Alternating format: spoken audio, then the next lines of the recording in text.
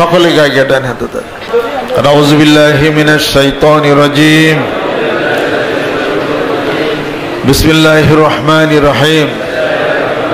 तौबा किया मैं सब बुरी बातों से और सब बुरे कामों से और बैत किया मैं ऊपर हाथ मोहम्मद मंजरुल इस्लाम सिद्दीकी खलीफा अलहास हजरत मौलाना मोहम्मद अजहरुल इस्लाम सिद्दीकी साहिब के आई मेरे मौला इस तौबा और इस बयात कबूल फरमा।